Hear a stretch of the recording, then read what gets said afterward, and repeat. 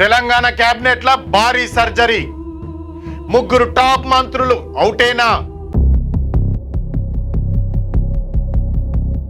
ముగ్గురు పవర్ఫుల్ మంత్రుల కుర్చీలకు గండం.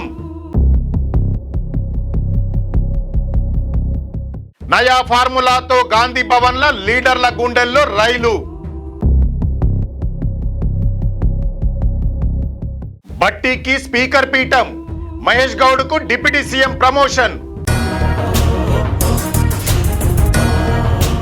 అన్న స్థానంలో తమ్ముడు కోమటిరెడ్డి రాజగోపాల్ రెడ్డికి మంత్రి పదవి. గాంధీ భవన్ కు నయా బాస్, పిసిసి రేసుల ఆది శ్రీనివాస్, సుదర్శన్ రెడ్డి. నమస్తే, నేను మీ Venkatesh. Welcome to Q news. Telangana Congress లా ఇక సల్లబడ్డది అనుకున్నంతల్నే మళ్ళా మొదటికొచ్చిందిగా. ఇన్నాళ్ళు సర్కారు పనులలో బిజీగా ఉన్న లీడర్లు ఇప్పుడు మళ్ళా పదవుల ముచ్చట తీసి గాంధీ భవన్ల కాక రేపుతాన్రు. డిప్యూటీ సీఎం పీఠం నుంచి పిసిసి పగ్గాల దాకా అసలు ఊహించని మార్పులు జరగబోతున్నాయని ఢిల్లీ పెద్దల నుంచి గట్టిగానే లీకులు వస్తున్నాయి. ప్రభుత్వానికి ఇంకా 2.5 ఏళ్ల కంటే ఎక్కువనే టైం ఉన్నా ఇప్పుడు ఈ కుర్చీల లొల్లి ఏందని సామాన్య జనం కూడా ముక్కున వేలేసుకుంటాన్రు. అయితే అధిష్టానం మాత్రం రాబోయే ఎలక్షన్లను దృష్టిలో పెట్టుకొని ఇప్పటి సందే పెద్ద పొలిటికల్ సర్జరీకి స్కెచ్ వేసినట్టు పొలిటికల్ సర్కిళ్లలో గట్టి ముచ్చటనే నడుస్తుంది. ఒకవేళ ఢిల్లీ పెద్దలు అనుకున్నది అనుకున్నట్లు జరిగితే మాత్రం ప్రస్తుతం పవర్ఫుల్గా ఉన్న ముగ్గురు మంత్రుల కుర్చీలకు గండం తప్పేటట్లేదని తెలుస్తోంది. అసలు ఈ కొత్త సామాజిక సమీకరణల ముచ్చట ఏంది? ఢిల్లీ పెద్దలు తెలంగాణ రాజకీయాలలో అమలు చేయబోతున్న నయా ఫార్ములా ఏందో చూస్తా అంటేనే లీడర్లకు చెమటలు పడుతున్నాయంట. గాంధీ భవన్ కాన్ నుంచి ఢిల్లీ దాకా నడుస్తున్న ఈ పంచాయతీ వెనక ఏం జరుగుతుందో అన్నది చూస్తే ఎవ్వరికైనా మైండ్ బ్లాంక్ అవుతుందట.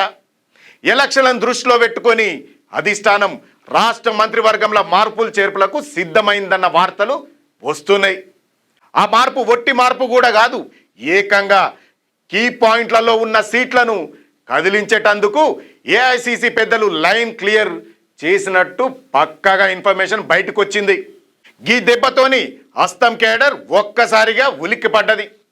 ముఖ్యంగా కేబినెట్ల పవర్ఫుల్ పోర్ట్ఫోలియోలు నడుపుతున్న డిప్యూటీ సీఎం మల్లు భట్టి విక్రమార్కతో పాటు మంత్రులు కోమటిరెడ్డి, వెంకటరెడ్డి, దామోదర్ రాజనరసింహల స్థానాల మీద ఢిల్లీ సర్కిల్లో తీవ్రమైన చర్చ జరుగుతుందట. ఈ లేటెస్ట్ పొలిటికల్ సర్జరీలో భాగంగా అందరికంటే ముందుగా డిప్యూటీ సీఎం పదవి మీదనే మార్పులు జరిగే ఛాన్స్ ఉన్నట్టు గట్టిగా వినిపిస్తోంది. రాష్ట్రంలో బీసీ సామాజిక వర్గానికి మరింత పెద్దపీట వేసి ప్రతిపక్షాల చేతిలో ఉన్న ఆ బీసీ కార్డుని శాశ్వతంగా చెక్కు పెట్టాలని కాంగ్రెస్ అధిష్టానం గట్టిగానే డిసైడ్ అయిందట. ఇందులో భాగంగానే ప్రస్తుతం పిసిసి ప్రెసిడెంట్గా ఉన్న మహేష్ కుమార్ గౌడ్ను డిప్యూటీ సీఎంగా ప్రమోట్ చేసే అవకాశాల మీద హైకమాండ్ సీరియస్గా కసరత్ చేస్తోంది. ఇదే గనక నిజమైతే ప్రస్తుతం డిప్యూటీ సీఎంగా ఉన్న బట్టిని ఎటు షిఫ్ట్ చేస్తారన్న దానికి కూడా ఒక ఇంట్రెస్టింగ్ ప్లాన్ రెడీ చేసి పెట్టిరట ఢిల్లీ పెద్దలు. ఆయనకున్న సీనియారిటీని, రాజ్యాంగం మీద ఉన్న పట్టును గౌరవించుకుంటూనే బట్టి విక్రమార్కను అత్యంత గౌరవప్రదమైన అసెంబ్లీ స్పీకర్ పీఠానికి పంపే ప్రతిపాదన నడుస్తుందట. ఈ కుండ మార్పిడి కనుక జరిగితే అటు సామాజిక న్యాయం చేసినట్లయితది, ఇటు అసెంబ్లీలో కూడా గట్టి లీడర్ ఉన్నాడని భావిస్తాండ్రట. ఇదంతా చూస్తుంటే రాబోయే రోజులల్లా ఎదురయ్యే ఎలక్షన్లల్లా సవాళ్లను తట్టుకోనీకి పార్టీ గ్రాఫ్ను మరింత పీక్స్కి తీసుకెళ్లడానికి అధిష్టానం ఒక నయా స్ట్రాటజీకి పదును పెట్టినట్టుగా స్పష్టంగా అర్థమవుతుంది మనకు.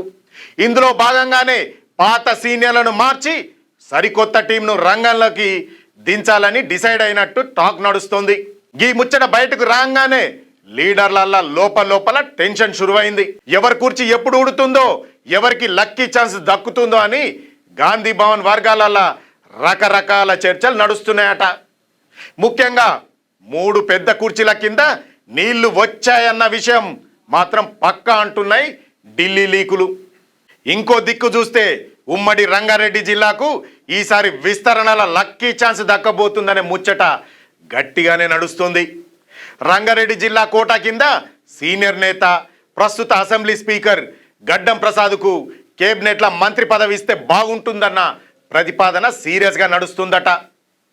ఒకవేళ గడ్డం ప్రసాద్ మంత్రిగా వస్తే ఆయన ప్లేస్లా బట్టి విక్రమార్క స్పీకర్గా వెళ్తారని టాక్ వినిపిస్తోంది.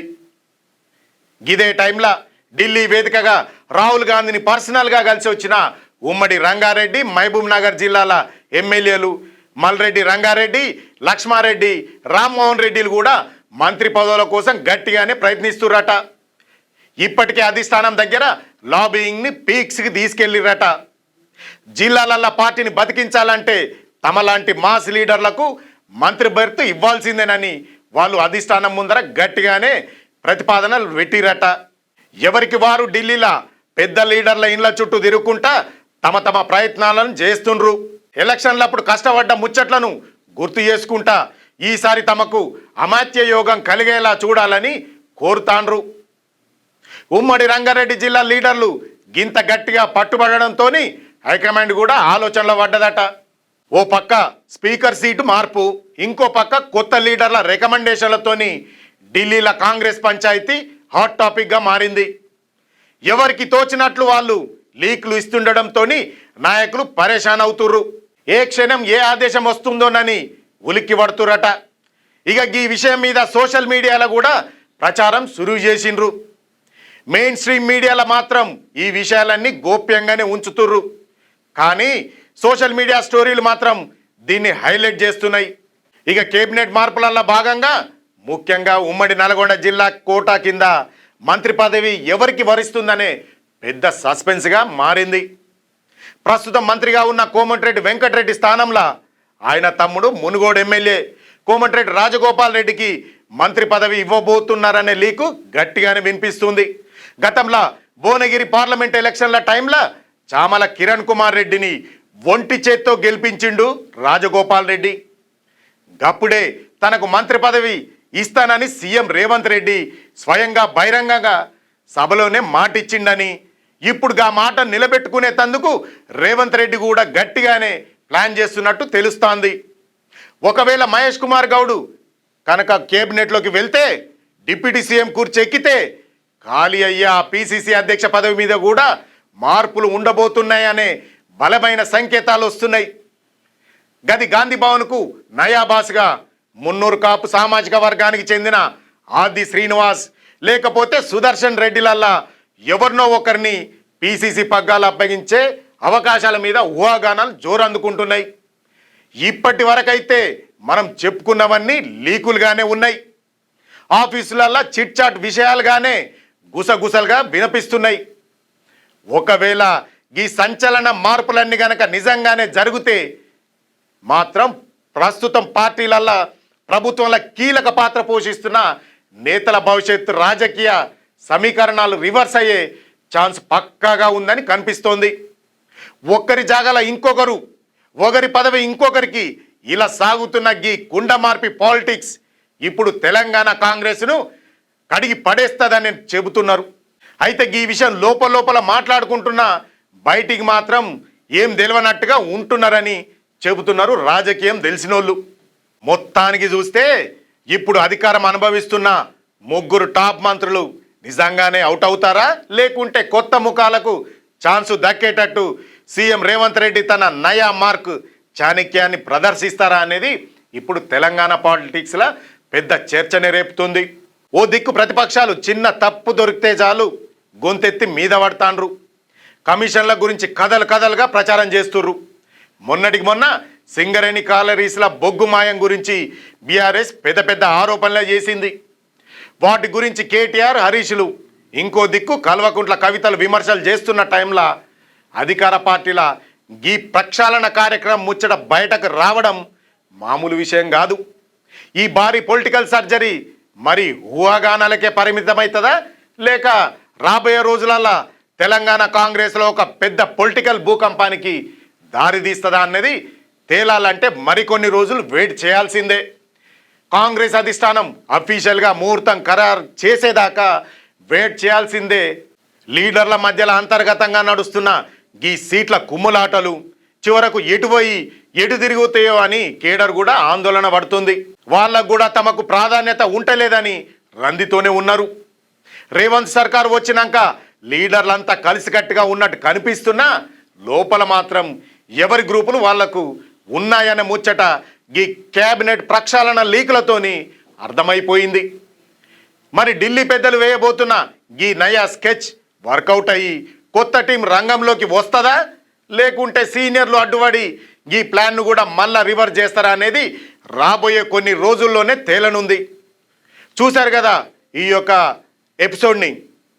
దీనిపైన మీ యొక్క విలువైన అభిప్రాయాన్ని కామెంట్ రూపంలో తెలియజేయండి. మరో మంచి టాపిక్తో మళ్ళీ కలుద్దాం. అంతవరకు చూస్తూనే ఉండండి మీ క్యూ న్యూస్. సైనింగ్ ఆఫ్ మీ వెంకటేష్.